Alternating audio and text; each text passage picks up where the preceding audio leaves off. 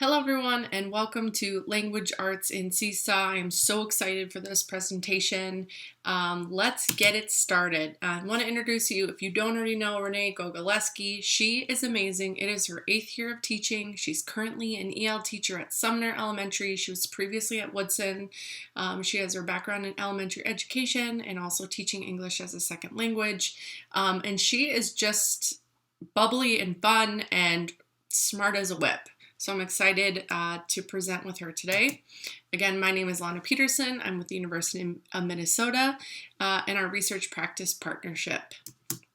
Before we begin, this presentation assumes that you know how to make a multi-page in a Seesaw activity, and that was the previous presentation. So if you do not know how to make a multi-page Seesaw activity, please go back to the main menu, the Seesaw menu, and watch all about Seesaw activities. I just want to overview this presentation. We're going to review quickly the distance learning model, conceptualize the resources that you have to use in planning language arts. We're going to talk to Renee and her process. She created 5 example lessons that we can use as models in your classrooms. And then I'm going to encourage you to break it up and try it out with you and your peers today.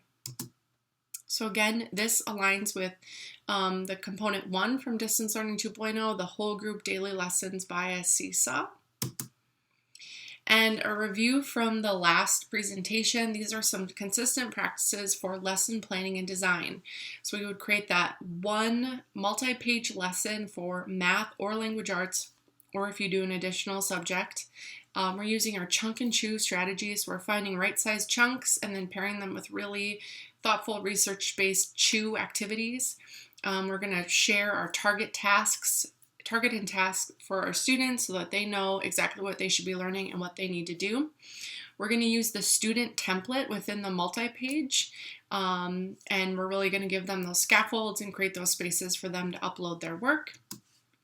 We want to make sure everything is accessible. So when possible, we're going to either create a video or upload audio indicating what we want students to do so that they can see it through visuals, they can see it through icons. We're going to model as much as possible. So especially if you're asking students to do something within Seesaw that they've never done before, we want to model that activity.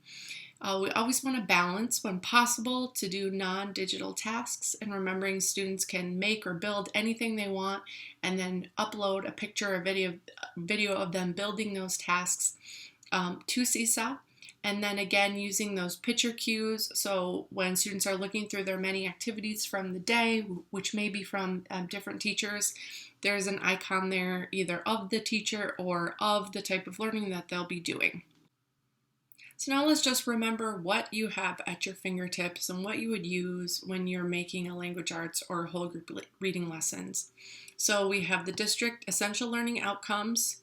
We have shared reading protocols. We have the thinking maps. We have the SIOP model. And we have that Ignite Chew chunk review. And then for content, we can pull from many different areas. You have Mondo. You have leveled reading resources, whether it's big books in your classroom or small books. You may have a subscription service. Your school might have something that gives you access to leveled reading or grade level reading. You have the Seesaw Activities Library, which I'll just pause and say not everything you see in the Seesaw Activities Library will be good, but you are professionals and you can make an evaluation and a judgment. You have oral language chart, and you have your colleagues, most important, to figure out what the best content for these lessons will be.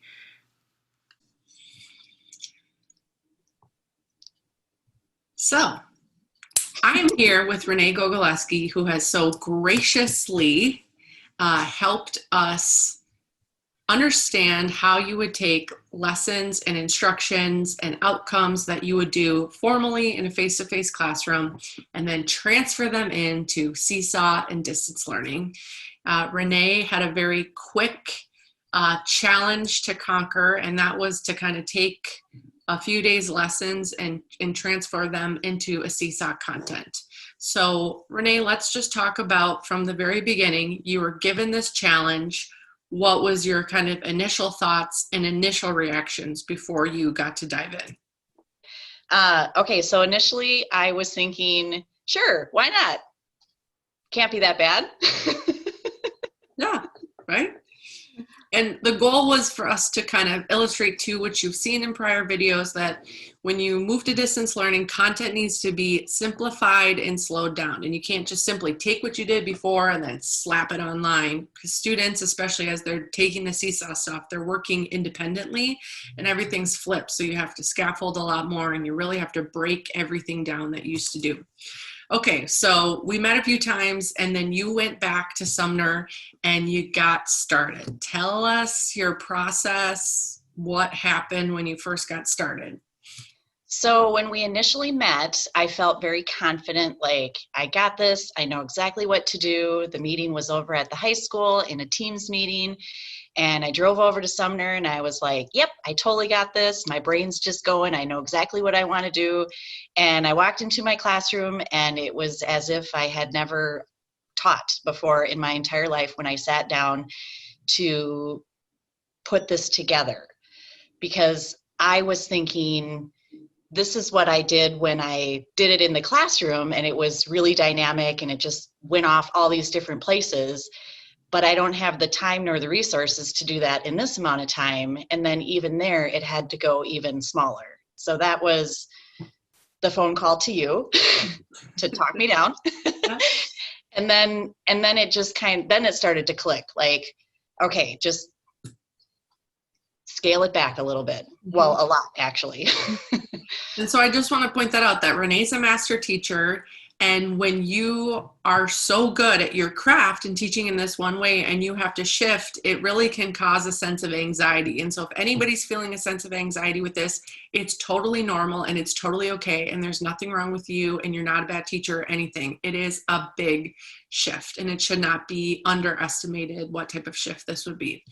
And so one of the things I asked you to do was kind of like just take a step back from Seesaw and like just map it out, like on a big piece of paper or a big storyboard. We'll throw that picture up right now for them to see your map. So tell me about like that mapping process. Like what resources did you have around you when you started like kind of mapping how this would look? When after talking to you in Teams and kind of refocusing and just like rethinking again, like, okay, I do know how to do this. You just have to think about it completely differently. And so I went to my classroom and just started, let's see here. Can you see the pictures here? Yep. Okay, so I had the ELOs out, I had the standards out, I had the shared reading scope and sequence that Sumner teachers have put together. I had the book out, and I just kind of sat there and I looked at it like, okay, if I was in the classroom, this is what I would do, but I'm not in the classroom, and so how would I take all of this and put it into lessons that don't overwhelm neither myself nor the students. So that was a process there. And then I turned, and this is my brain on paper, if you want to use that term, where I just started thinking about, okay, how would I do this where it would just be more, it would flow more for a student who's sitting at home either with a family member helping or an older brother or sister or not. And so just kind of went through that process, and it's messy up there, but that's how my brain works. And that helped focus and set the schedule or scope of how the 5 days would look. Awesome. So too, in a nutshell, if things get crystal clear and then they get muddy again, they might get crystal clear again, and they might even get muddy again too as the process goes on as well too, so expect that. All right, so you mapped it all out, and then you began creating, started really diving into Seesaw, and you've had previous experience with the Seesaw as well. And And so, can you guide us through one of your lessons and kind of just teacher talk through the choices you made and what the goals were for each slide as you go through? Sure. Okay, so I will share my screen again. Okay, so here is day 4 of the 5-day shared reading series. And I will show you here. So that template that was added. Okay, so here is the content and language objective. And Lana, you suggested that every goal page has this target or some sort of specific picture that tells you that this is the goal of the lesson. It was different to have video of myself on every page, but it does, when I think about it and I think of a student, especially this is a first grade lesson, of a first grader sitting at home doing this, it would be easier if they could see my face because they know me and they know that if Mrs. Gogoleski is going to put this lesson together and have some fun on the video, then this isn't so bad, because if we're all at home, there's already a stress level for the reason we're at home. So this is just trying to lower that stress level for everyone. The content page, content and language objectives, and the video that goes along with it. In my classroom, I do like a my turn, your turn with kids. And so when I did the language objective in the video, I read it once, then I did a my turn, your turn, and the kids, read along with me. And then we do a choral reading of it to give them, what's that word? Ownership. Ownership of the lesson. And okay, so then slide 2, and this is throughout every day, and this is a slide that is created to help students who are learning Seesaw, which everyone is learning Seesaw, but there's different levels of knowledge in Seesaw for both teachers and students. And so this is in every day of the lesson, and it is like a short tutorial of what the tools are in Seesaw. And in the video, I state to the children, if you feel like you know the tools, then tomorrow when you see this in your lesson, you don't have to sit and listen to this again. You can just go right on to the next slide. That also gives students the ownership in their own lesson. And it's their learning. They can make the decision whether they need it or not, or if they have to go back and relook at it. So then starting the lesson, this was the retell first, next, then, and last. And so I believe in this one, I'm reading this, no, actually we're just talking about the cover of the page here, of the cover story, and I'm modeling, thinking out loud, and remembering the order in which the characters do things and what they bring, and just giving the kids, asking a question like, oh, do you remember who's next and what did they bring, and kind of pausing and giving that think time for the kids while they're at home. Even though we can't have a face-to-face conversation, they still could answer in their head or answer out loud. And then this was you've given clues too, to like tell them where to press each time. Like you're telling them. Yep, and in the instructions on the instruction page, the directions, which are voice recorded, which I highly recommend, gives access to everyone. If the directions are voice recorded, then all students, no matter ability level, have access to complete the activity. I state in the directions that if you look for the hand, that you are to listen to the video or the recording of whatever it's pointing at. And so that is part of the directions each day. So then, and Lana, you really helped me with this. Because I would have taken it like this if I were face to face, And I would have been like, okay, let's just go with it and hand out all the papers and let's put it in order and, all that kind of stuff. But here you got to go like this. And so just modeling the sequence of first, next, then, and last, and just took one at a time and just explained this was the first thing. And then in the video, I say, oh, there's an arrow. I wonder what was next, and using that language for the kids. And then when I got to this page, I just added the next slide and then repeated first and then next. And then I said, oh, there's another arrow. I wonder if you can remember who was next or what character was next. And then just building up on it and continuing on. And again, the arrow is just giving the kids like, oh, there is one more. I'm going to anticipate that there's one more character that I have to think about. And then at the end here, last obviously finishes it and there's no more arrow. So we accomplished that goal. And then I modeled the, first the hen brought the bread, the little red hen brought the bread. And then we went through the whole thing. And then, because this is long, I added a little brain break, because even myself doing this, I was like, oh my gosh, this is a lot. I need to take a break myself and kind of refocus to finish the lesson. And so I put the exact same brain break in each of the 5 lessons, but it could easily be changed up to do different activities.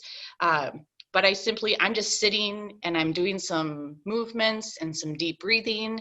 And I'm telling the kids also, if at any time during any of your lessons at home that you're feeling tired or you feel like you can't focus, you be in charge of yourself and stop what you're doing and get up, get a drink of water, put your head outside, do a little stretches, and then come back when you're ready to start learning again and you're focused. So again, just giving kids that autonomy in the lesson and control over how they do their learning. And then this is like the you do part. It was I do, and then we do together, and then you do. And the directions on this page were for the kids to retell the story using the microphone, using first, next, then, and last. And then, so that's what I would look at as a teacher, how they do with that progression. And then as part of the 5-day lesson, tomorrow's lesson is a writing lesson where the kids have been working on all week thinking about what they would bring to a picnic. And clearly you can see that I would bring a pizza, but all week I've been like hiding it and making them guess what it is. Like I hit it with a circle and can you guess what it is? And I used it in a circle map. Like they've seen the food that I have been thinking about. And so it was just kind of like a little progression of, oh, I wonder what Mrs. Gogolewski is going to bring to the picnic. And then the blank space is for them to either draw what they're going to bring. They could type using the text box. They could voice record what they want to bring, or they could take a picture of what they want to bring. And that allows every student at every ability level to participate in the lesson, because they can add to the lesson at their comfort level and what they feel confident in doing. And then at the end of the lesson, the reflective learner, and I've been telling, this is time for you to reflect, which means you're going to think about how you did on your lesson. And the thumbs up, this was interesting because I usually am more aware of like the thumbs up, thumbs down. And when I started recording this page, I thought, okay, a thumbs up is like, yay, I did it. And then a thumbs down typically is like more of a negative response. And I was like, well, that's kind of silly because literally no child could do wrong in this. And so I didn't want to start with like a defeatist mentality there. And so I did the thumbs up. If you were able to retell the story using first, then, next, and last. And I did a thumbs sideways if you were able to retell the story using first, next, then, and last. but you want more practice at it. And I just tried to keep like a higher tone to my voice so that they knew it wouldn't be bad if they chose the sideways thumb, because it's okay if you want more practice at that. And it's okay if you feel like you did great and you're ready to move on. So that's that. I love that. And I love how the fact that, you could have potentially recorded a 10-minute video and just like blurted this all out, right? But instead, like, you stopped, slowly adding things one at a time. Even the student, like, refreshing that page, they could stop if, like you said, they needed to. They can watch your video. Your videos are much smaller on each page, which people can click through when they see this video as well too. And so it's just, yes, it could have all just been pushed out in one clean shot, but as you see the way you break it down like this, you can see how students can slowly work through it with you and make those connections and take those time, which I think is crucial. Well, and when like on this page, this was kind of the end idea when I started it, and Sumner's on break, so I was at home when I was doing this, but people will be in their classrooms with their colleagues working on this, and my husband's a teacher, and so I was sitting there and I was like, okay, this is like super overwhelming even for me. And so I asked him, hey, this looks like a lot, what would you do? And so even in that, we were able to kind of sift through and be like, yeah, no, that seems a little overwhelming. Start this way, or you could do it this way. And that was great because he was at home and we can do that at home.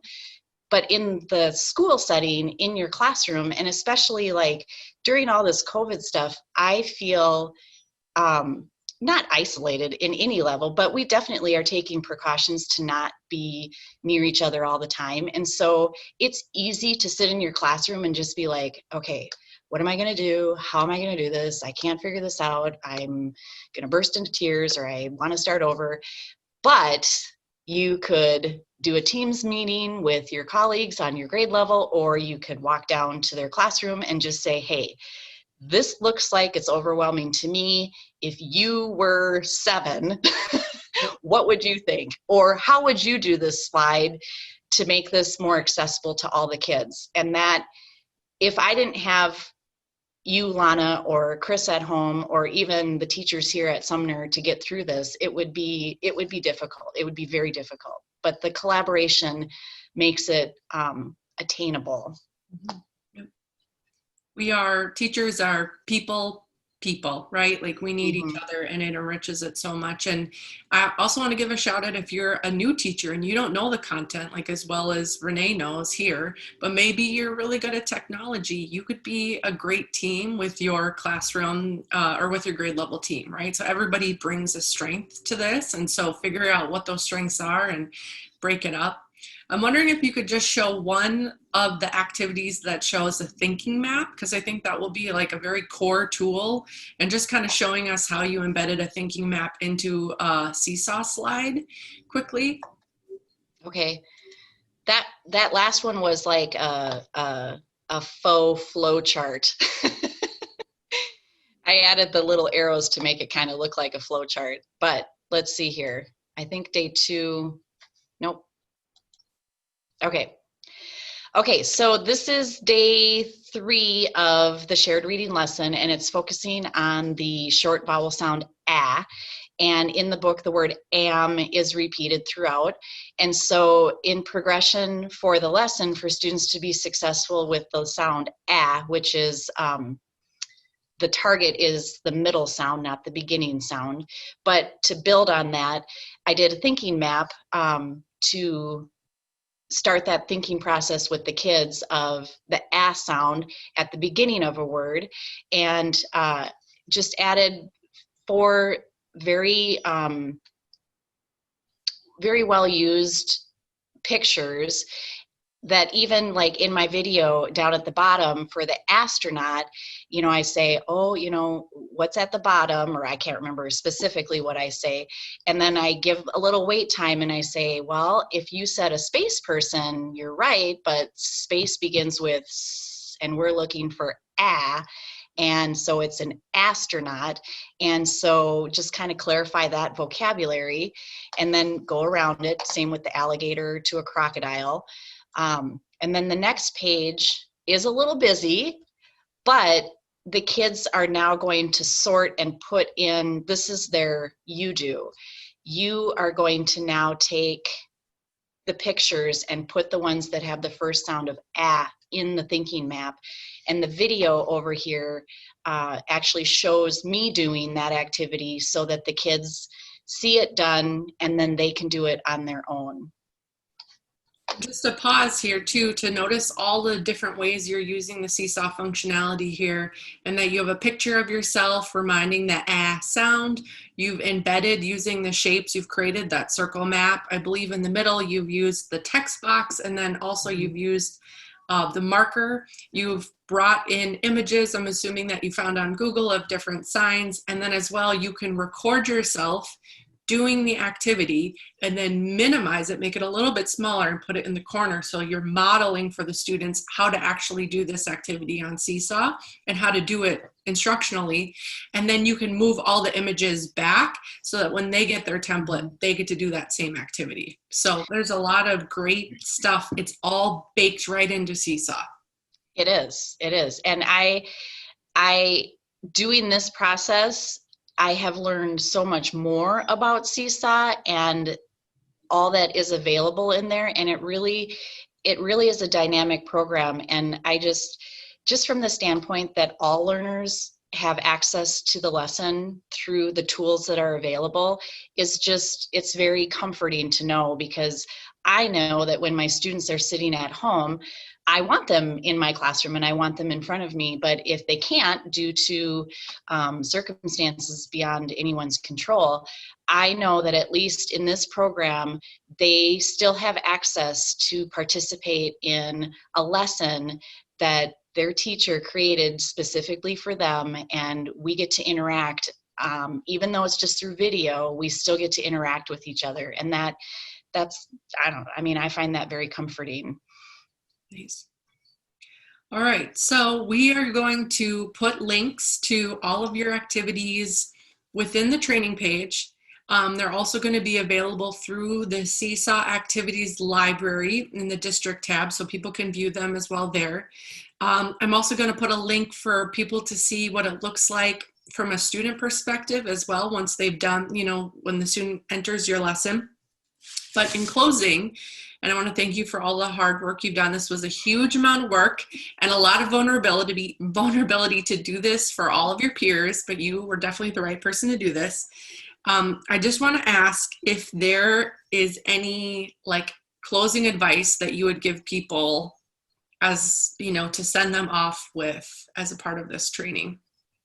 Well, the first thing is work together. It's a big chunk to chew, but if you work with your grade level or even teammates or just people that you work well with or have complementary strengths, it will make a huge difference. It will make a huge difference. And I know the goal or the objective of doing this particular set of lessons is to give ideas, and not that this is how you have to do it, but this is like the jumping off point. And Lana, I know that a couple of times, even when you and I were talking, and I was asking, does this look okay? And you just automatically went into, and then you could do, so it was like the pages just automatically just spark different creativity because we all have different ways of presenting lessons. Yeah. So, working with each other is huge.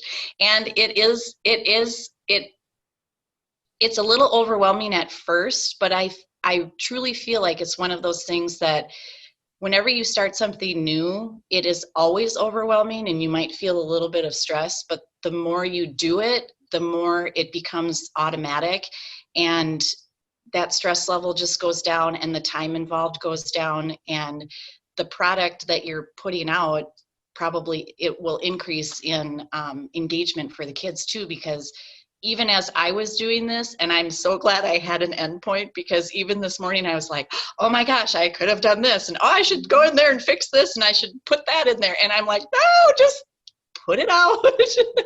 And the next time, add that great idea the next time.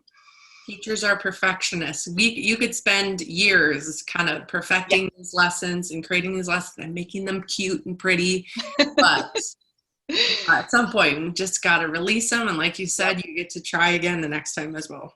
Yeah. Awesome. Well, thank you so much, Renee. We are forever indebted to these examples that you've given. We hope people find inspiration from them and take them in their own direction, because every educator at Austin has amazing skills and styles to contribute as well. And yeah, you're awesome. Thank you so much. Thank you.